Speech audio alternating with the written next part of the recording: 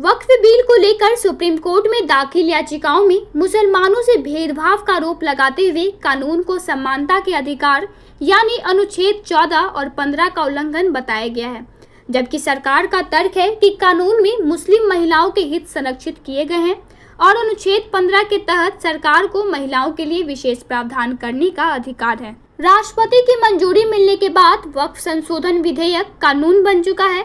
हालांकि संसद के दोनों सदनों से पारित होते ही इसे सुप्रीम कोर्ट में चुनौती दे दी गई है। अभी तक कई याचिकाएं दाखिल हो चुकी हैं, जिनमें इसे संविधान के खिलाफ और धार्मिक स्वतंत्रता के मौलिक अधिकार का उल्लंघन बताते हुए चुनौती दी गई है। लेकिन अगर किसी कानून को परखने के कोर्ट के दायरे को देखा जाए तो वो थोड़ा सीमित होता है। हम किसी भी कानून को 3 आधारों पर परखते हैं। पहला विधायी समक्षता, दूसरा संविधान का उल्लंघन और तीसरा मनमाना होने के आधार पर। इन तीनों आधारों को देखा जाए तो शीर्ष अदालत से इसे खारिज कराना बहुत आसान नहीं लगता है, मगर यह जरूर है कि मामले पर सुनवाई के बाद अगर सुप्रीम कोर्ट से विस्तृत फैसला आता है तो देश में धार्मिक दान की संपत्तियों के प्रबंधन पर स्पष्ट व्यवस्था आ सकती है। वक्फ संशोधन कानून 2025 के अदालत पहुंचने पर जरूरी हो जाता है कि किसी कानून पर विचार के तय कानूनी सिद्धांतों को देखा जाए।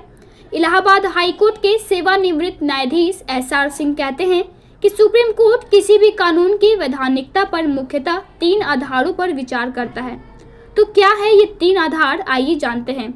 पहला कि जिस व्यक्ति या संस्था ने कानून पारित किया है उसे इसका अधिकार था या नहीं, यानी विधायी समक्षता या लेजिस्लेटिव कॉम्पिटेंस। दूसरा, वह कानून संविधान के किसी प्रावधान या मौलिक अधिकारों का उल्लंघन करता हो अथवा संविधान की मूल भावना के खिलाफ हो। तीसरा, मनमाने ढंग से कानून पारित करना यानी आर्बिट्रेरीनेस।